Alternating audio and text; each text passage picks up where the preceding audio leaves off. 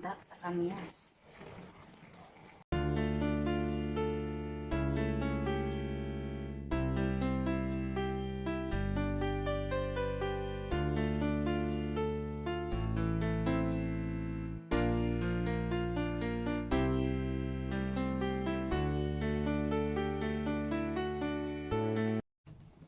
Ayan guys, magluluto ako ngayon ng isda. Magluluto ko sa kamyas. Ayan. Meron ako dito ng sandamakmak na kamyas galing sa kapitbahay. Ang dami-daming bunga ng kamyas nila. Sayang lang at minsan lang nagpunta dito. Actually, yung kapitbahay namin na yan, caretaker yan sa kabilang buti dyan sa harap. So, umalis na sila dyan. Kaya minsan na lang siya nagpunta dito. At kahapon, nandun siya. Kaya binigyan niya ako nito. Ang dami-daming bunga. Naglaglag lang talaga sa puno. Sayang naman. Kaya sabi ko, sige, manghingi ako. At sabi pa niya, kukuha lang daw ako sa puno pagkailangan kasi bukas lang naman daw yung day. At nilalagyan lang niya ng pantali. Kaya pwede lang daw akong pumasok. At magkakuha ako ng bunga ng kamyas dyan sa harap. Kaya ngayon, ito ang aking lulutuin. Ayan. Instead na gagamit ako ng suka, yan ang aking lulutuin. Ay, saglit. Wala pa akong tawag dito. Sibuyas.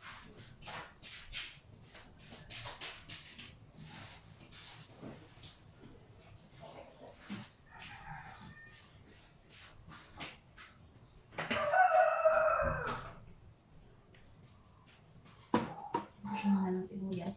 Ihati ko lang yung kalahati. Yung kalahati ilagay ko sa sa baba. At yung kalahati naman ay parang itapin ko siya sa isda. Ganon.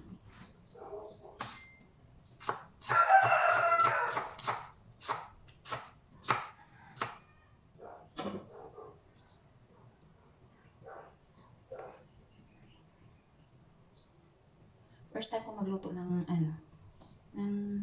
ganito. Takay ko lang kung anong kalalabasan nito mamaya. Hindi na ako gagamit ng suka, guys.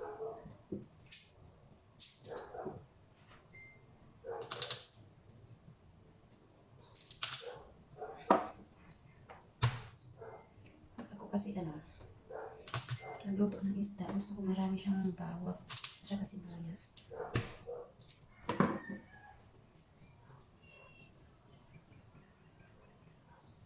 Wala kasi yung lansa. Pag marami kang sibuyas, bawang.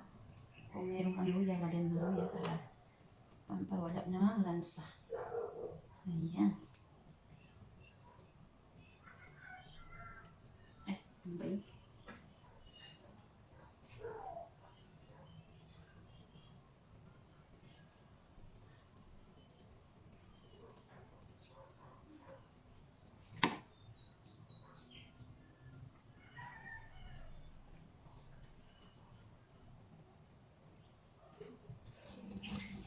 May ano pa.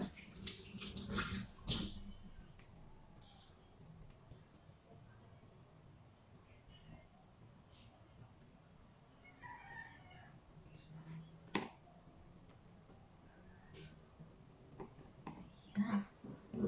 Tapos, lagyan ko pa ulit ng sandamakmak na kamyas. Nung bata kasi ako, marami kaming puno ng kamyas. Kaya, ganito din ang ginagawa dati ni Papa. Kalimutan ko na kasi yung lasa. Kalimutan ko na yung lasa anong lasa nun. Matapa ko na eh. Hindi tayo na magluto sila ng isda. Nilalagyan nila ng kamyas.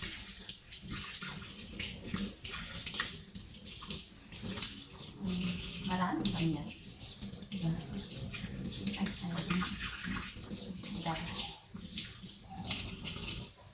Ayan, pwede na yan. Pwede na ito.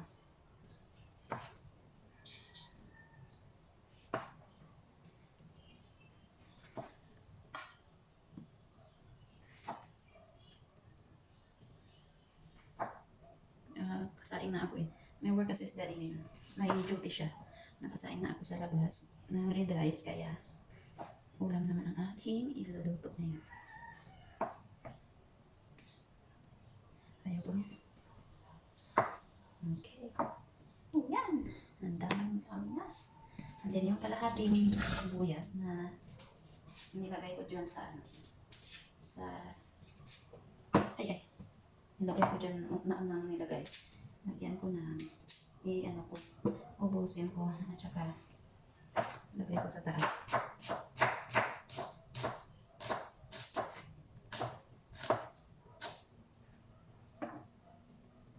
Di ba?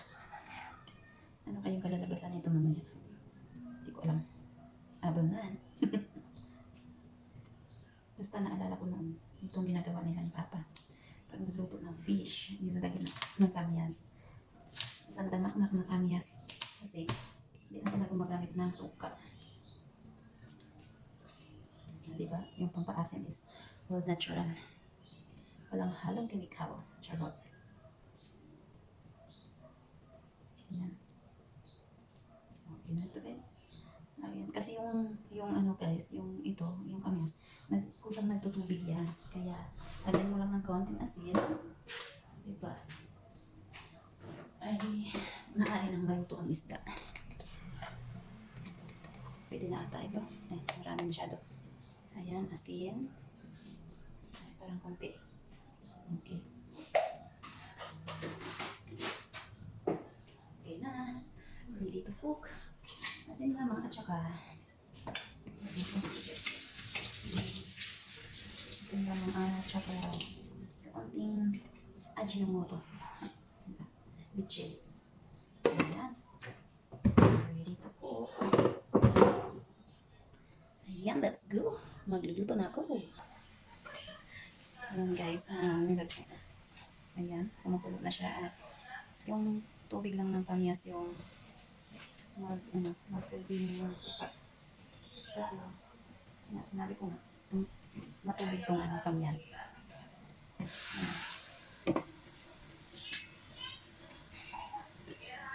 Naglagay lang ako ng konting patis.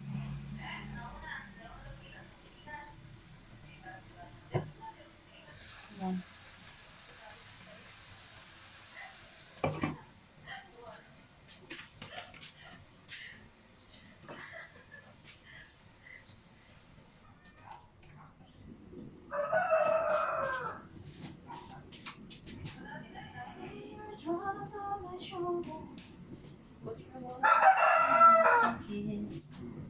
Rest your love on me a while. Asa maglagay ako ng konting tuyo. Konti lang. Isang kutsara. Or dalawa. Konti yan, di ba? Dalawa lang. Yan.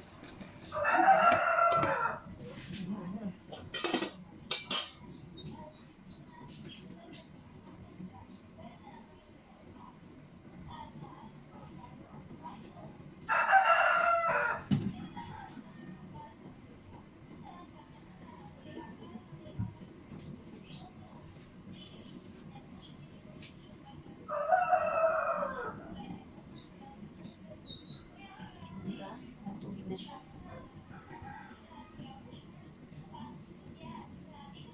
Daddy, anong oras na? Ligo na.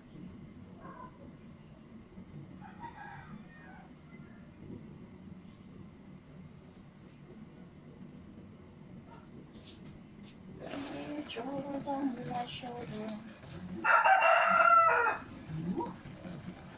Azing kilig.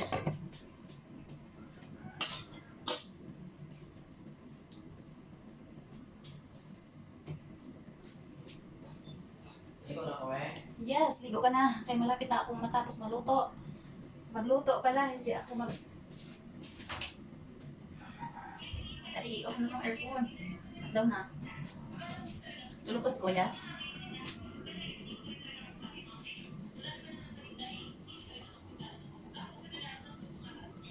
Lay your troubles on my shoulder.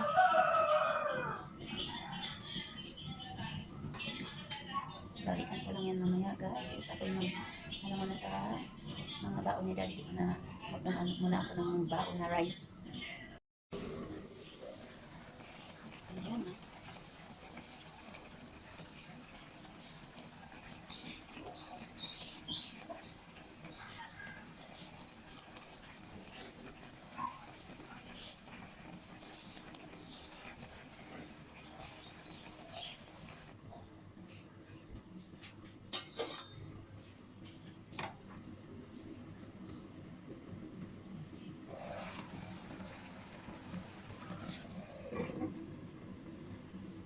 Tigilan tayo. Asin. Asin gilig. Pero masarap. Ayan. Ano na siya, nagtubig na yung kamyas. Ang dami nga eh. Kaya mamaya ko na yan patayan. Luto na yan pero marami pa siyang sabaw. Patuloy pa siyang lalabas yung katas ng kamyas. Kaya mapapaasin kilig talaga.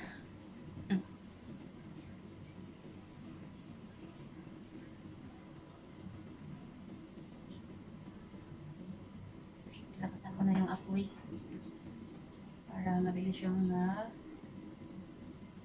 tawag dito, naubos yung sabaw ba, medyo matuyo-tuyo konti. Pero si kuya hindi ako pwede magluto ng sobrang ano siya, yung walang sabaw kasi si kuya naghahanap lagi yan ng sabaw. Si kuya sa hindi mahilig sa sabaw, kaya tuwang-tuwa yan pag ako ay nagluto ng mga laswa, ganun, mga gulay-gulay na may sabaw, tuwang-tuwa yan siya. Kasi bawal sa kanya mag-diet. Pero pinapa-diet ko na yan.